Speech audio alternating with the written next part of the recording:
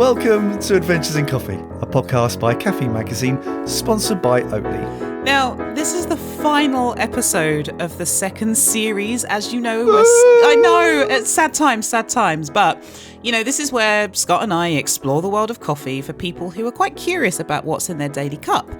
But in this episode, dear listener, the cup looks rather different today. It's not really a cup though, Jules, is it? No. It's a glass, because we're spicing things up with wine. But we will get to the booze in a sec. Now, I'm Jules Walker, and you should all know by now that I'm a very proud East Londoner, a cycling advocate and author, and your very everyday coffee lover. I am Scott Bentley. I'm the founder of Caffeine magazine. I'm also an art director. And yes, you'll know me for being the all-round coffee dork. Now, before we get into the juiciness of this episode that we have for you, we actually want to hear from you. Now, we are in the middle of crafting Series 3, and we've narrowed down a list of the episodes that we want to bring to you. But what do you think, dear listener? Are we missing something? Are we missing a trick? Jules, let's run through the list for our dear listener. Now, we've got home roasting, so tasting coffee from across the world in your kitchen and how different origins compare to each other. Yes, we were going to talk about coffee processing. There is washed and naturals and loads in between. You have coffee, so there's that whole thing with caffeine going on inside of it, but what is that thing doing to our brains? What's in really cheap coffee? I mean, we talk about specialty coffee being so great.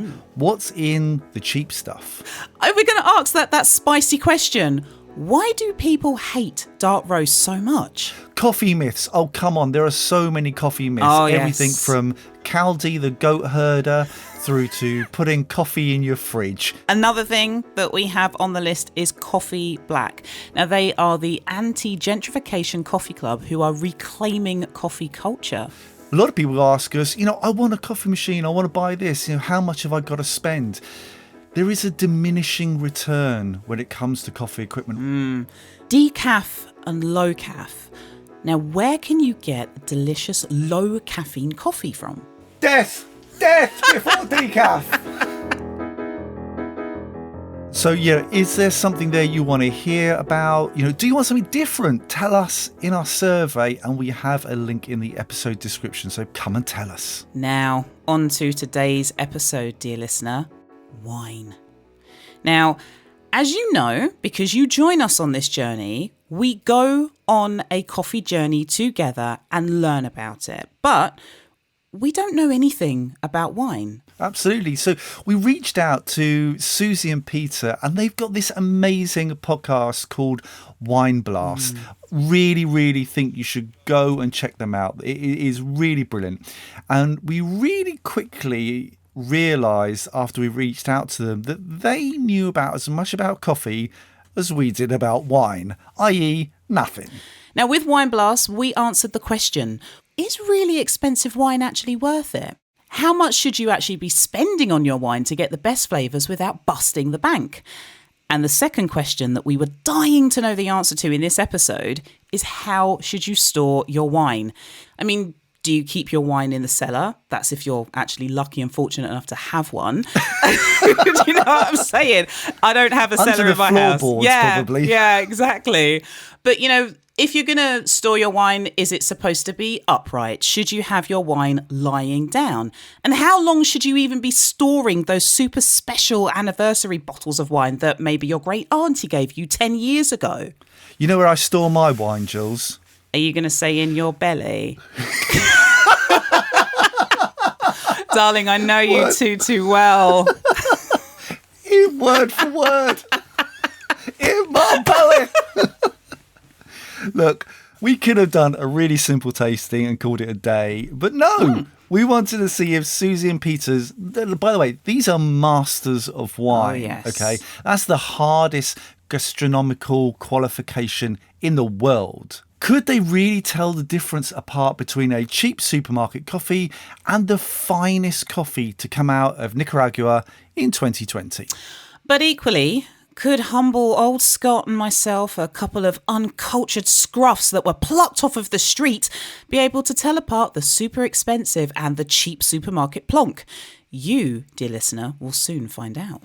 So look, One day, we all got together one cloudy, really quite grotty day in November, and we schlepped off to Origin Coffee Roasters in Southwark. And a big thank you to Origin Coffee Roasters as well for letting us have that space. This was such a special occasion. In fact, I think James just wanted to get drunk. That our producer flew all the way from Berlin to come and do this session with us as well. Oh, and you'll hear his lovely tones occasionally during the episode as well. One more person we need to give a massive shout out to is Majestic Wine. So thank you to those guys who kindly donated the bottles of wine that we used in this episode. And if you want to send me any more wine, I'll be more than happy to have it delivered to my front door. Shameless scoundrel, honestly. But first, a word from our sponsor. And this is a sustainability hack brought to you by Oatly. Now, Jules, are they new glasses you've got there? I mean, you're always so on point when it comes to your eyewear. Thank you kindly. Well, people know me for my big glasses, but I actually wear a mixture of dead stock and pre-loved frames from the 70s and the 80s that I find online. And you know what? By doing this and having sort of newish glasses by the time, I'm not actually contributing to more plastic being produced for my style choices. Absolutely, and that kind of plays into a statistic that our friends at Oatly told us, that about 20% of our carbon footprint comes from just the new stuff that we buy. So, Jules, you're quite the queen of the upcycle, aren't you? I am indeed. And a really lovely example of that is that me and Ian did our back garden up, and we had to get stuff delivered from the gardening centre, and it came in all of these big wooden pallets. And our neighbours actually took the wooden pallets and upcycled them and turned them into planters on their allotment. Oh, that's lovely. And do they kind of give you some of that fruit and veg back as well? Oh, they do. We've had a lovely crop of veg through from them. So we've had some leeks, and we've had some marrows and pumpkins, and then Mama Velo has cooked them all up. And then they go in my belly. One day they will go in your belly, I promise. One day. It will happen. And that was a sustainability hack brought to you by Oatly. And now, let's raise more than one glass and kick things off. Hi, guys. Hello, Peter. Hello. Hi. Hello. Hello, Susie. Hello. So should we introduce ourselves? Sounds great. Okay, you go first. My name's Scott Bentley. I am the founder of Caffeine magazine, and as Jules loves to point out, I'm an all-round coffee dork. Coffee dork. Tell us about yourself, Peter. So I'm Peter Richards. I'm a master of wine, and I'm going to see your coffee dork, and I'm going to raise you a wine nerd. Love that. Yeah. Jules, come on.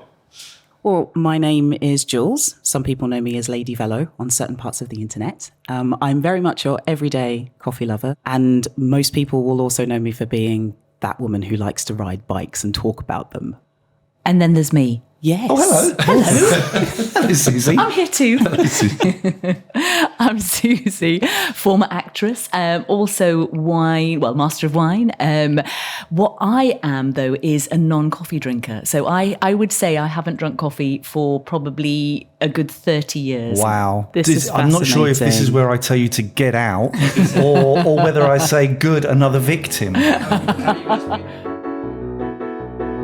So in the same way that Susie, hasn't touched coffee for 30 years, which you guys, I'm clearly seeing that you guys see that as a challenge.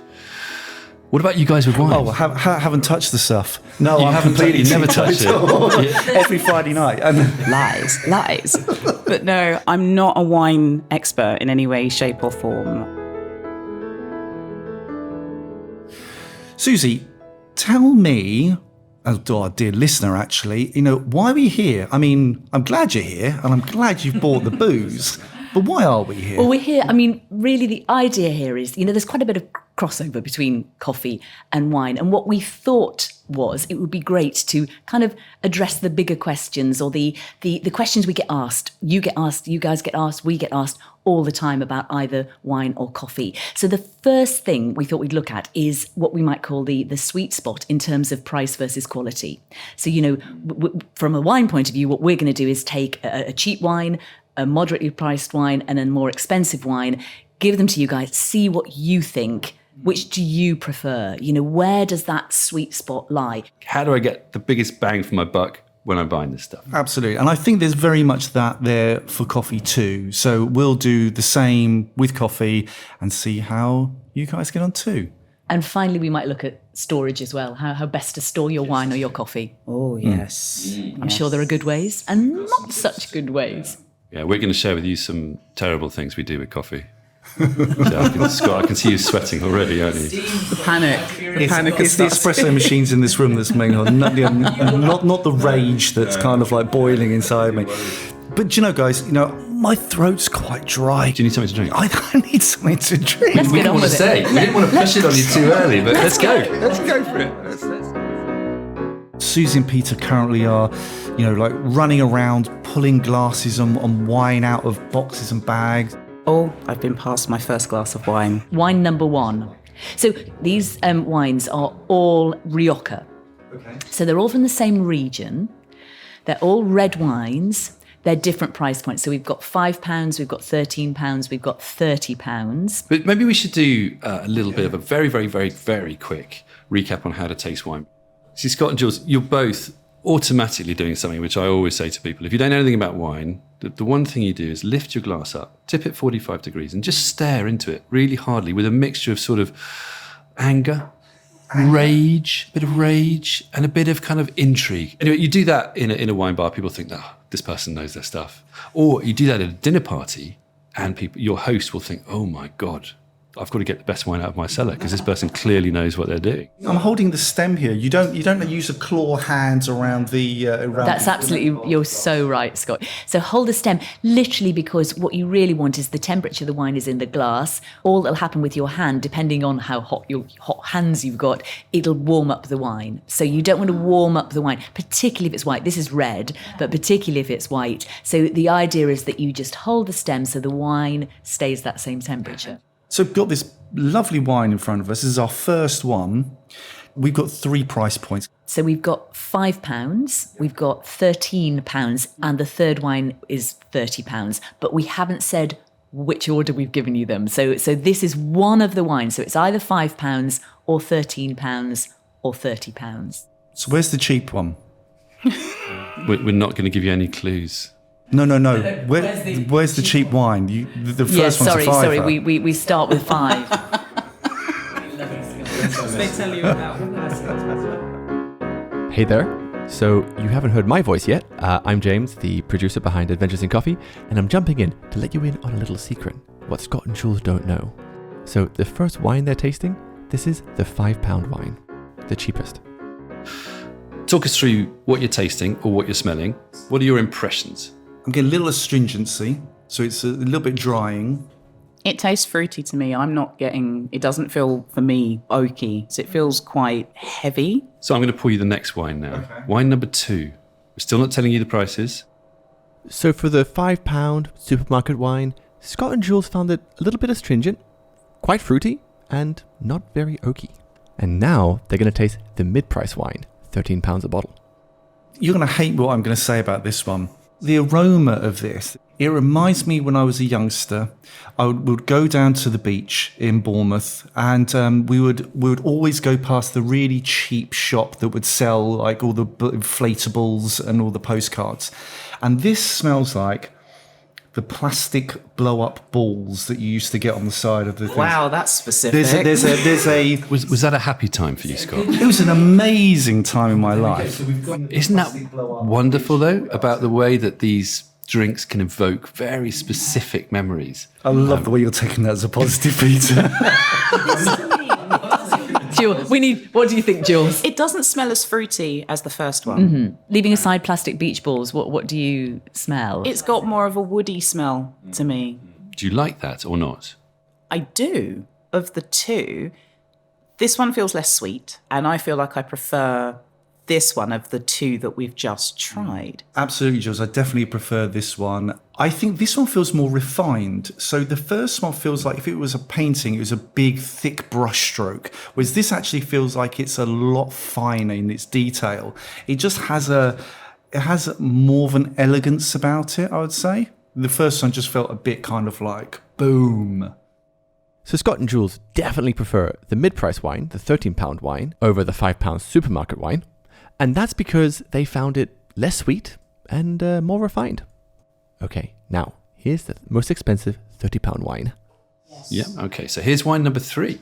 Now this one feels even woodier than the last one that I tried. And I'm not getting lots of fruit. But I'm getting the fruit at the end. I'm definitely getting more astringency with this one than the second one, but not as much as the first. So you've had all 3 wines. Which would you say is your favourite wine? 1, 2 or 3?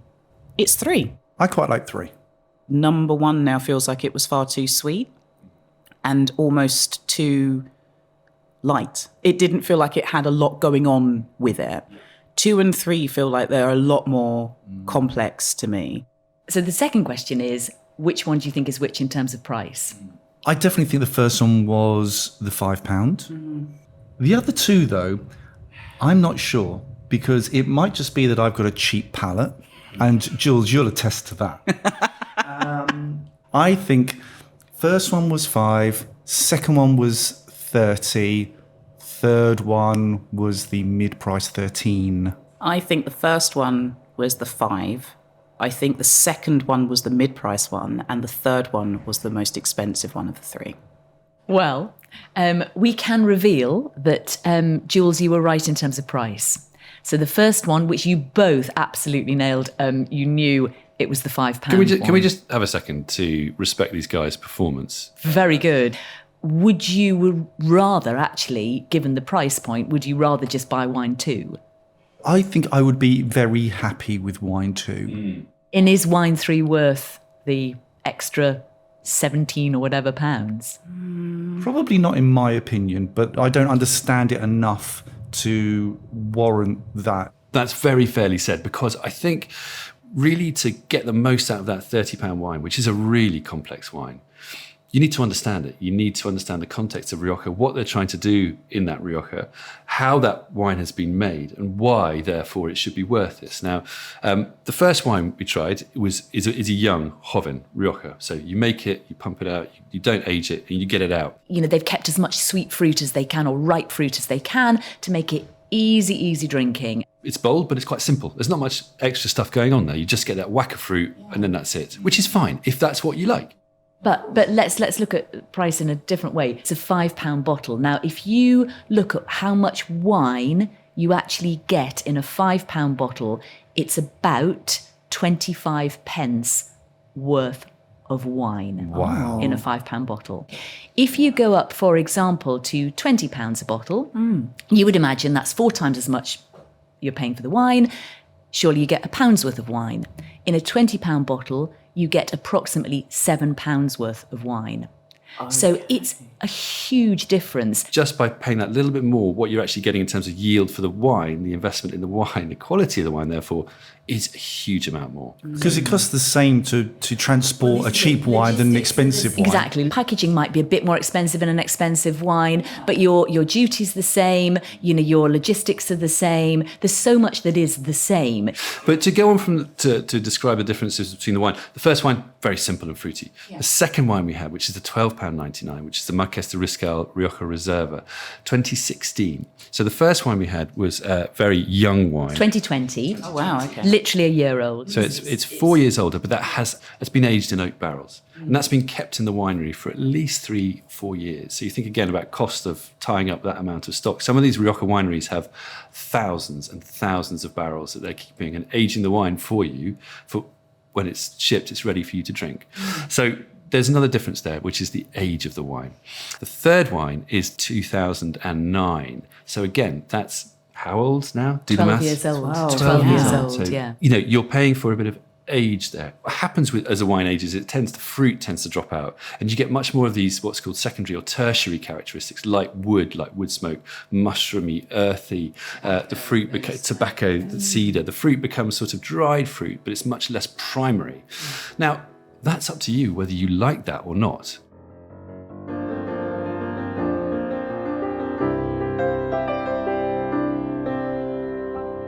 I feel we need to bring on the coffee. I might stop bouncing off the walls, though, because I genuinely haven't drunk coffee for about 30 years. So 30 years? Oh, yes. Yeah. So it's a long time. I just don't drink coffee. not for reasons where I thought coffee was bad. So very briefly, I at one point went to the doctors, had high cholesterol, and at that time I wasn't a big coffee drinker, but what I would drink is a tiny bit of coffee from Starbucks with loads and loads of full fat milk in it. And I thought, well, if I cut out my coffees, I would probably be able to, I mean, no scientific evidence behind this, I'd probably be able to lower my cholesterol. And so I sort of stopped drinking coffee and then just never went back to it. But never thought that your cholesterol had anything to do with the full fat milk. So in a way, Susie's coffee intake was actually more milk intake. Milk, it was with milk. a tiny bit of coffee. But you know, I'm really... So Scott, tell us what we're tasting in terms of the range of coffees. So very much in the same vein as what you presented in terms of the wine, I'm going to present to you 3 coffees. Now this is filter coffee. This is black, so we have no sugar, no milk. They've been brewed as a filter coffee. It's coffee grounds with hot water through a paper filter. Now I've got 3 coffees here. I'm going to give you one which is a supermarket coffee. Now this is priced at £3.50 for a bag, which I think is around 250 grams. So the second coffee is more expensive. This is going to be £9 for a bag of coffee. So this is a specialty coffee. This is from our friends here at Origin Coffee Roasters. Our third one is it's quite an expensive coffee. This is going to be £30 for a bag of coffee. It's not even the same size bag. It's like half the size. It's like 125 grams. What's interesting straight away, I know we've got the 3 coffees in front of us. We have no idea which is which. They are completely different colours. They are, aren't they? So they go from a sort of a mid, almost slightly ruby brown to a deeper, slightly what I describe as a nut brown to really dark. Inky black. It's sort of brown black, isn't it? Come on, bring it on. Bring on the coffee.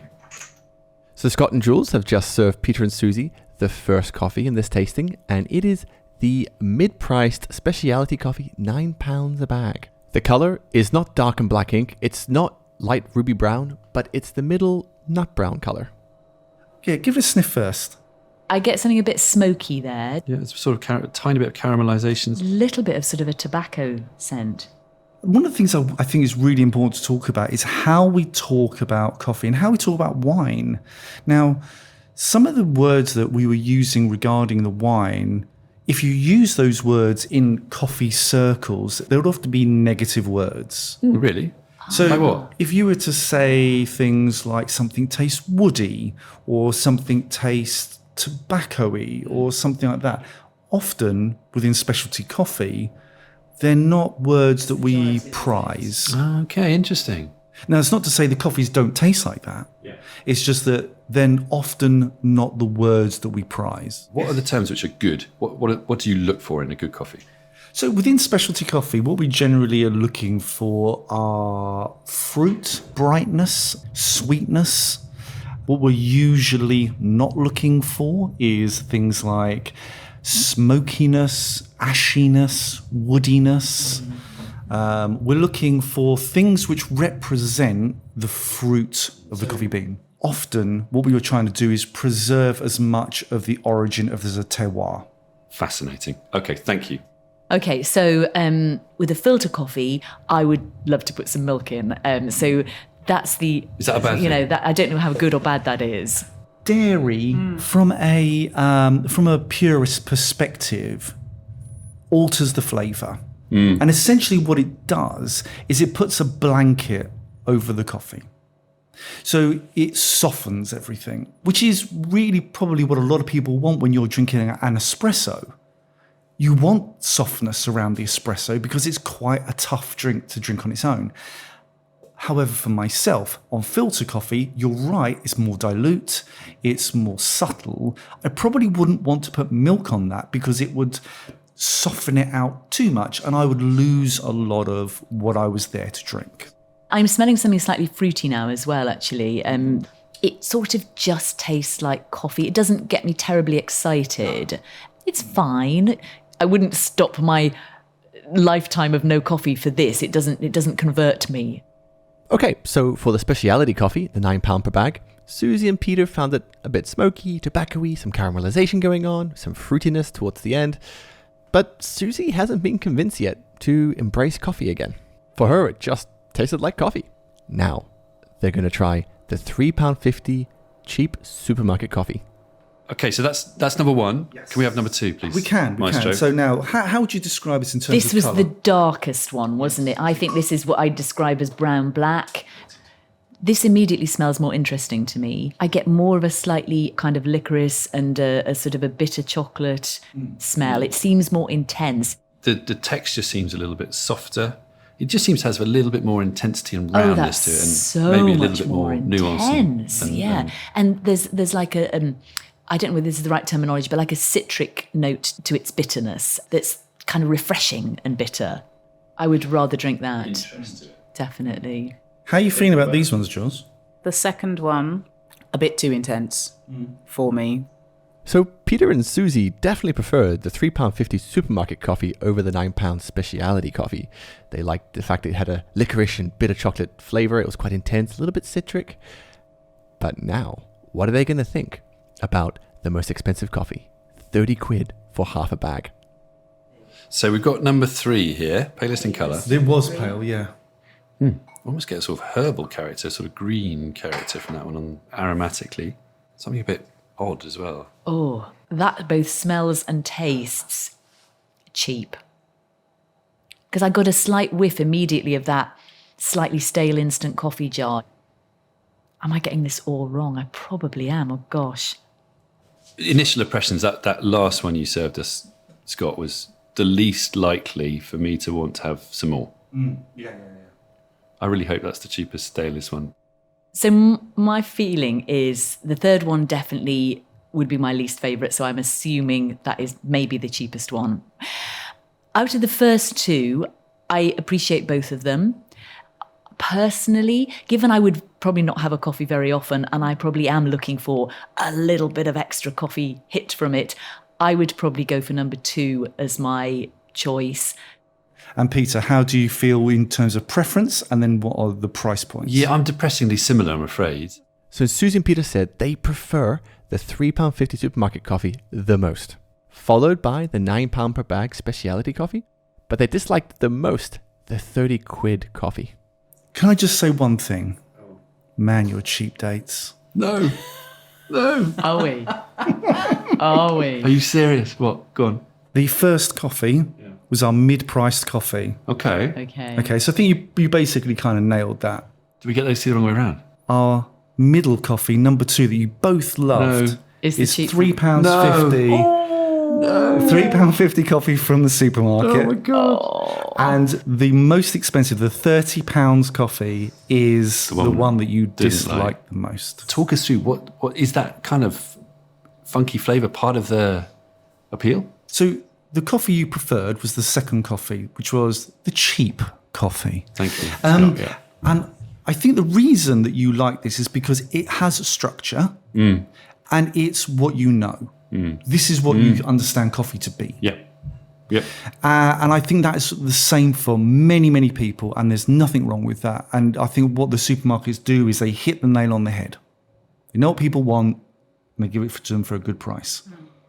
My problem with coffee number 2 is that I believe this to be rather generic, and I also believe there's very little nuance on this. I also believe that it's darkly roasted for consistency. Some of the things that both myself and also James kind of noted was that there are certain defects within that coffee. And it's not always something which is really, really obvious. And I think one of the things that roasting a coffee darker tends to do is to make things taste a little bit more generic.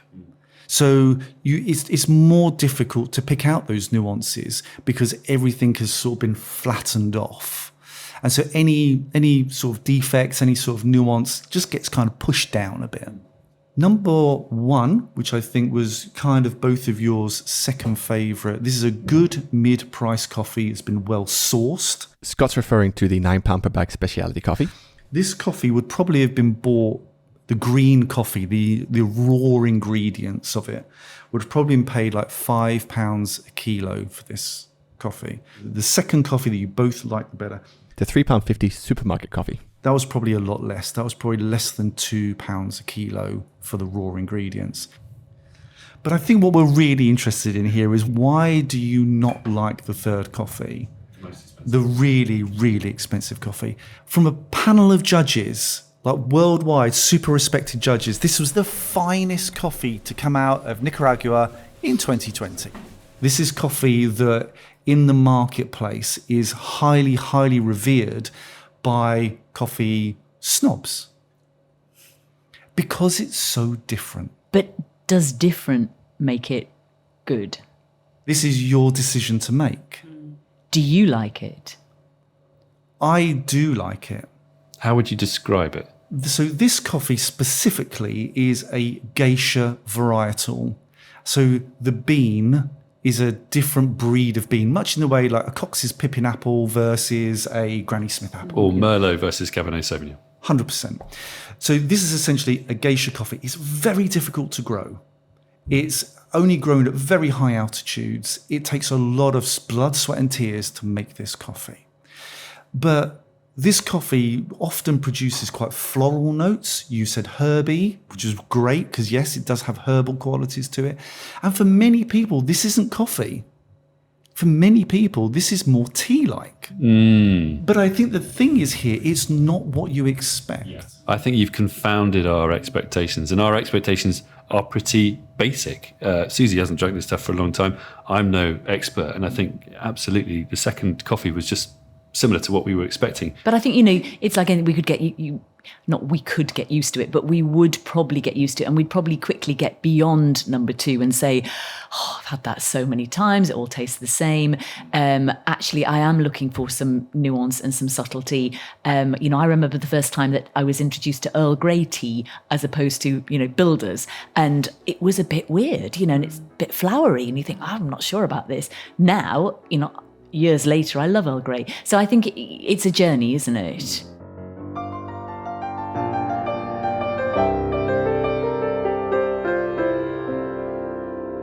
So I have a question in regards to storing wine. So we have a very old bottle of wine at home. We have a 1974 bottle of Barolo, and Ian was given it on his 40th birthday 7 years ago. And this is Ian, just to clarify, Ian's your partner. He's my partner. Right. And I genuinely don't know if we've been storing it correctly. And all we knew to do was put it in a dark place and somewhere that's not too cold and not too hot. So it has lived in a cupboard in our house, lying down. It's like, was that correct? We don't know. And then we got paranoid about keeping it in that cupboard. So we moved it to the drinks cabinet. Now it's standing up. And now we have this paranoia. It's not in anywhere that's like, we don't have a temperature controlled room that it's in or anything like that at all. So I'm sensing, Jules, a lot of anxiety. Yes. Wine should never make you anxious. I think one of the things that's the hardest thing when you are given or you buy, and it's usually given an amazing bottle of wine that has cost a lot of money. What do I do with it? And when do I drink it? When do we open that bottle of wine? I would say that in terms of storage, you've done absolutely fine. If you know you're going to drink it, that's absolutely fine. An ideal world, which none of us live in, would be to have it in a cellar at about 12 degrees C, at about 65% humidity, and lying on its side. It doesn't have to be. Most people store their wine lying on the side. It's quite convenient. It doesn't have to be, as long as you're not somewhere where it's really drying. So you're not, if you've got the humidity or you've got the cooler temperature, it'll be fine because the cork is not going to dry out. That's the only worry, that the cork dries out and too much air gets in and oxidizes the wine. So on the whole, if you've left it standing up, it should be fine. Equally, if it's on its side, it'll be fine. The question really is when you drink it, and you've got a Barolo that's 1974 that is, how old now? 47 years old. 47 years old. And how long have you had this, Jules? It's been 7 years. 7 years. 7 years. Can I ask why you haven't drunk it in that time? Well, you know what? It's one of these things, again, where, just as you said, if it's something expensive that's been gifted to you, we're going to save it for a special occasion. And it's like, right, there was the idea that he was actually going to open it on his 40th birthday when he was presented with it. But then it was that whole, no, we'll put it down and, keep it for something else.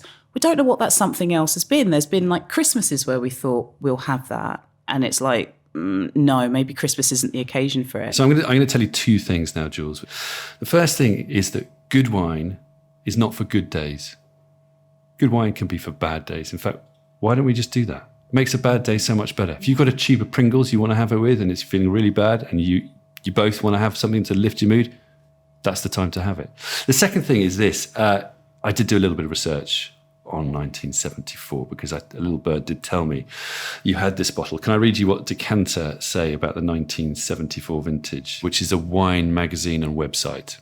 Do I need to stick my fingers in my ears? No, because it'll be funny. Snowy winter, late spring, hot and dry summer, mild autumn. Wines were fairly firm and tannic with low acidity, but good rich fruit. Okay, that's all by the by. This was the killer line. This was a good medium-term drinking vintage, which should have all been drunk up by now. No. Now, I am sure that your bottle will still be fine, but Jules, you need to drink it. Oh my goodness. What you're going to need to do, though, is quite carefully decant it and then drink it quickly, because that wine is very fragile. Now it's 42 years old, or however many years old. It will deteriorate immediately that you open it. So just very carefully but swiftly decant it, get that sediment, leave the sediment in the bottom of the bottle and just drink it.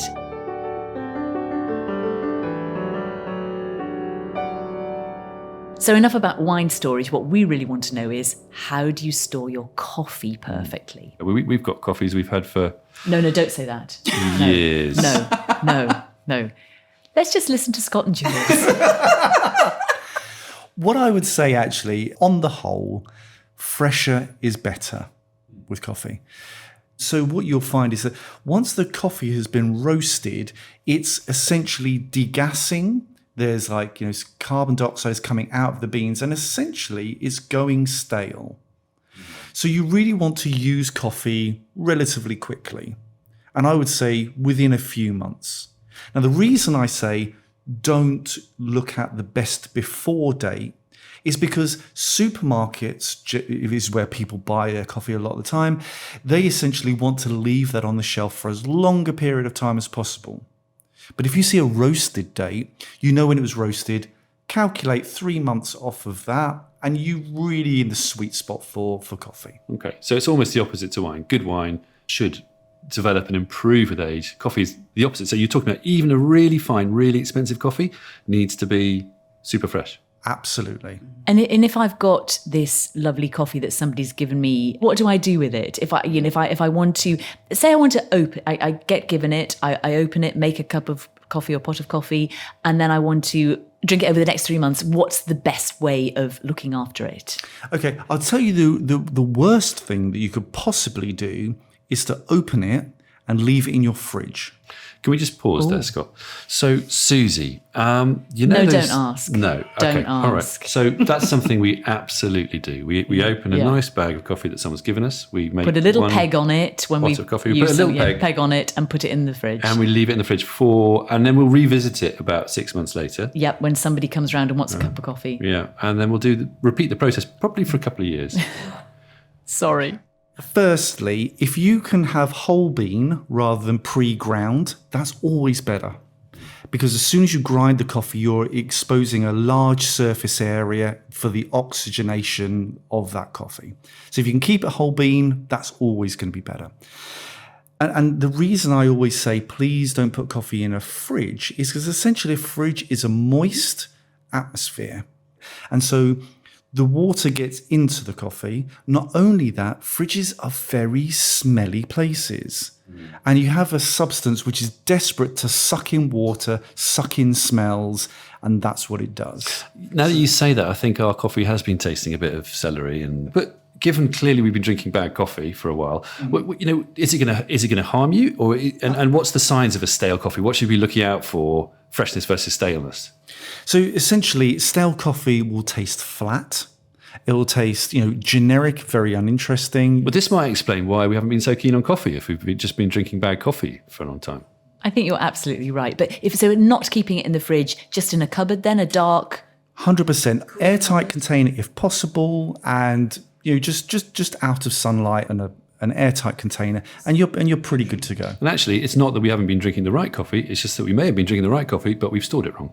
Or just stored it for too long. Just try to keep it longer than it's really it's good for. Fantastic. Thank you. Well, this has been an absolute pleasure, just experiencing just the different facets of wine. But my burning question that I have to ask, Susie, have we brought you over to the coffee side? Is this it? Is this a coffee revolution for you now? Do you know, this has been so fascinating, and maybe more of a treat because I haven't drunk coffee for so long. I'm coming at it completely fresh, and I will definitely, I promise you, add coffee into my drinking repertoire in the future. There's a lot to learn. I think the one thing we know now is there's a lot to learn, but actually we're intrigued. So I think we'll go away and we'll start experimenting and having some fun with coffee. So thank you, guys. And do you know what? I might actually spend a bit more on wine now. Woohoo! I think my £5 budget might have been bumped to at least 10. And We I think love it. We Jules, love it. Jules obviously knows everything about wine, so you can ask her as well in the future. Guys, thank you so much for your time, for your expertise, and thank you very much for getting me very slightly tipsy. Likewise, it's been an absolute pleasure. Thank you so much, guys.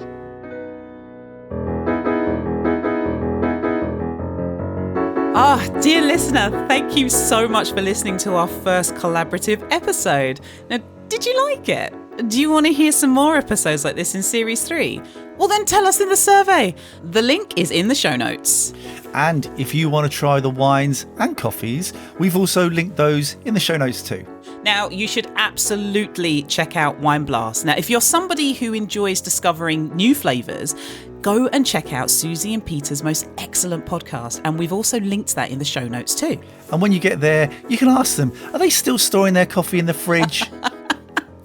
Now, if you like the show, please tell a friend. Just think for a moment, who would love a podcast about coffee? Is it your mum? Is it Sharon in accounts? Your mate Dave down the pub? Just tell them about Adventures in Coffee. Yeah, you can do it in many ways. You hop on Instagram, tell your friends about the show, create an Instagram story from a screen grab, and tag us in it. Tag in Caffeine Mag, Lady Velo, and James at Filter Stories Podcast. And do you know what? We'll repost it. And if you listen on Spotify, did you know that you can actually rate shows now? So go and give us a 5-star rating, because that will also help other people find the show too. Now, this podcast was produced by James Harper, the creator of the coffee podcast series Filter Stories. And he also wrote and plays that piano music that you hear tinkling away in the background. Now, Scott, this is the end of Series 2. Babes, when are we back? Very soon, my dear. Very soon indeed. We have a bonus episode lined up for you. And then we're planning to be back in your feed, regular as clockwork, from February onwards. But until then, stay hydrated, drink wine and drink coffee, and we will see you soon. Bye-bye.